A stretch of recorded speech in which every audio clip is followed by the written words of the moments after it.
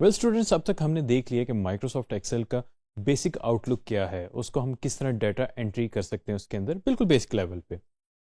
अब हम बात करते हैं टेबल्स की। जैसे कि आपको याद है कि हमने वर्ड के अंदर टेबल्स ऐड किए थे, इसी तरह हम पावर पॉइंट के अंदर भी टेबल्स ऐड कर लेते हैं। लेकिन जब हम माइक्रोसॉफ्ट एक्सेल की बात करते हैं, यहाँ पे टेबल्स बिल्कुल ही मुख्तलिफ दुनिया है। यहाँ पे आपका डाटा मैनिपुलेट करने के लिए टेबल्स इस्तेमाल होते हैं। अगर आप टेबल जब इंसर्ट करेंगे, आप देखेंगे इसके अंदर जो है आपके पास फिल्टर्स की ऑप्शन आ जाएंगी, कैलकुलेशंस की बहुत सारी ऑप्शंस आ जाएंगी।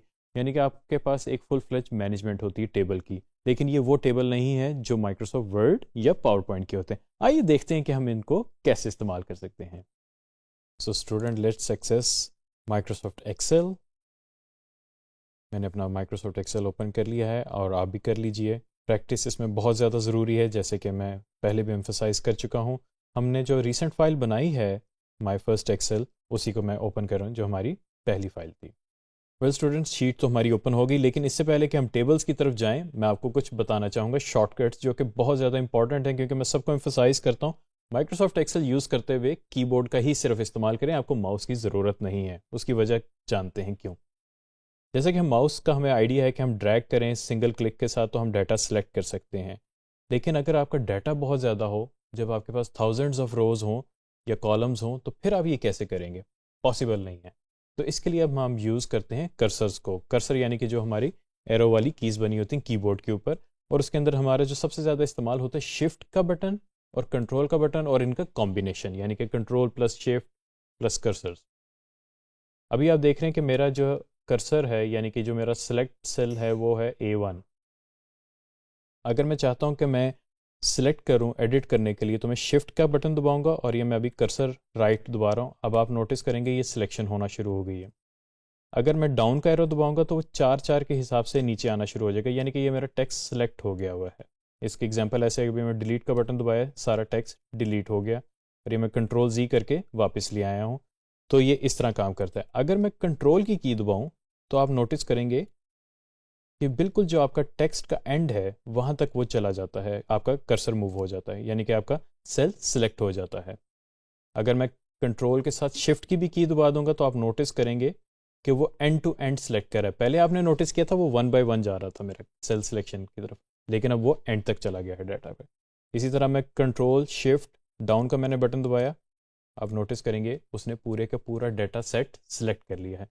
तो कोशिश कीजिए कि इसको प्रैक्टिस बनाएं, अभी से बनाएं, क्योंकि आगे जिस तरह हमारी एक्सरसाइजेज होंगी माउस कारआमद नहीं रहेगा। अब आते हैं हम टेबल की तरफ। जैसे कि हमने इसके ऊपर कुछ मॉडिफिकेशंस कर ली थी डाटा के ऊपर, अब हम देखते हैं टेबल कैसे होता है। फॉर्मेट एज टेबल के आपके सामने स्टाइल्स में एक ऑप्शन आ रही होगी, इस पर क्लिक करें। ये टेबल स्टाइल एग्जैक्टली वैसे ही जैसे माइक्रोसॉफ्ट वर्ड में थे, लेकिन यहाँ पे फंक्शनैलिटी इनकी डिफरेंट है। मैं फिलहाल ये वाला टेबल स्टाइल सेलेक्ट कर रहा हूँ। अब वो मुझसे पूछ रहे डाटा रेंज क्या है, यानी कि मेरे टेबल की हेडिंग्स हैं कि नहीं है, और क्योंकि इसमें हेडिंग्स हैं तो मैं यस, हेडिंग्स हैं, प्लस इसमें जो है मेरी रेंज यानी कि डाटा की रेंज इतनी है। ओके कर दिया। अब आपने फौरी एक चीज़ नोट की है कि इसके साथ ये फिल्टर्स आ गए हैं, डाउन के बटन्स आ गए हैं। ये मेरे इसको कहते हैं फ़िल्टर। फ़िल्टर का आपको ये फ़ायदा होता है कि आप डाटा अपना सेलेक्ट कर सकते हैं कि आपको फॉर इंस्टेंस मैं चाहता हूँ कि मैं सिर्फ रिकॉर्ड 10 से लेके 12 तक देखूं, तो मैं उनको सेलेक्ट कर लूँगा और ओके कर दूंगा। अब मेरे पास सिर्फ वो डाटा आया है जो कि मुझे चाहिए। तो फिल्टर्स का आपको ये फ़ायदा होता है कि आप सिर्फ वो स्पेसिफिक डाटा अपने सामने लेके आ सकते हैं जिसकी आपकी ज़रूरत है। एग्जैक्टली वैसे ही है जैसे आप किसी ऑनलाइन वेबसाइट पर जाके परचेज करते हैं, तो फिल्टर्स की ऑप्शन होती है कि आपको कौन सा सिस्टम चाहिए। ये मैंने अब सेलेक्ट ऑल कर दिया। अब आपने एक चीज़ नोटिस की होगी कि यहाँ पे मेरे पास एक और रिबन आई है टेबल डिज़ाइन की। अब जब टेबल डिज़ाइन की हम बात करते हैं, तो यहाँ पे इसके जो सबसे इंपॉर्टेंट फीचर्स हैं वो यहाँ पे आपको नज़र आएंगे टेबल स्टाइल ऑप्शंस के अंदर। अब वो हेडर रो, अगर मैं उसको अनचेक कर दूंगा तो वो हेडर रो ख़त्म कर देगा, यानी कि उस हेडिंग्स उसने ख़त्म कर दी। टोटल रो, अब आपने नोट किया कि उसने एक टोटल की रो खुद ही डाल दी है। अब टोटल पे भी इसने बड़ा ज़बरदस्त काम किया है कि आपका टाइम सेव करने के लिए इसने टोटल के साथ एक ड्रॉप डाउन डाल दिया है। इससे ये होगा कि आपके पास ऑप्शंस आ जाएंगी। अगर आपको एवरेज चाहिए, आप एवरेज पे क्लिक कर लें, आपको इसकी एवरेज मिल जाएगी जो आपका कॉलम सेलेक्टेड है। अगर हम यहाँ पे आ जाते हैं, तो यहाँ पे हमारे पास उसने सम लिया हुआ था, मैक्स कर लेंगे तो इसमें ये होगा जो सबसे बड़ा नंबर है उसकी वो लिखा आ जाएगा। एवरेज कर देंगे तो ओवरऑल एवरेज आ जाएगी, इसी तरह हम सम कर दें तो सम आ जाएगी। तो और भी बहुत सारे फंक्शंस आप यहाँ पे कर सकते हैं और मैनुअली भी कर सकते हैं। और उसके अलावा लिखा हो बैंडेड रोज। हम थीम थोड़ा सा चेंज कर लेते हैं स्टाइल, ताकि हमें आइडिया हो जाए कि बैंडेड रोज कैसे काम करती हैं। अब आप देख रहे हैं कि रोज का जो है कलर चेंज हो गया हुआ है, एक वाइट है और एक ऑरेंज सी है। अब ये देखें बैंडेड रोज पे मैंने अनचेक किया, यहाँ से रोज का कलर वाइट हो गया। इसी तरह जो है हम कॉलम्स भी कर सकते हैं।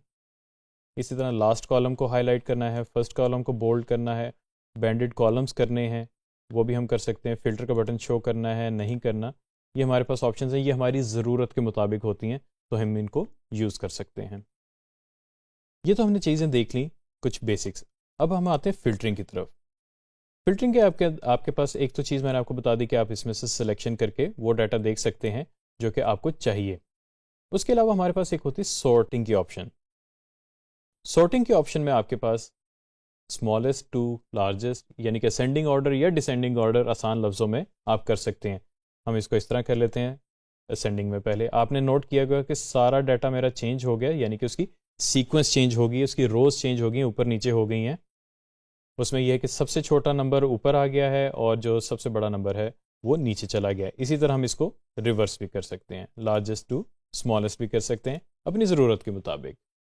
वेल स्टूडेंट्स, हमने देखा कि टेबल कितनी ज़बरदस्त चीज़ है माइक्रोसॉफ्ट एक्सेल के अंदर और कितने ज़्यादा फीचर्स हमें उसके अंदर मिल जाते हैं जो कि हमारे डाटा को मैनेज करने में बहुत ज़्यादा आसानी पैदा कर सकते हैं। और आपको यही मैं कहूँगा कि फौरी तौर पे इसको प्रैक्टिस करें ताकि ये याद रहे, क्योंकि आगे ये बहुत ज़्यादा यूज़ होगा जब आप फ्रीलांसिंग में आएंगे, क्योंकि आपको इसी तरह ही की टास्क वहाँ पे मिला करेंगे। Thank you very much.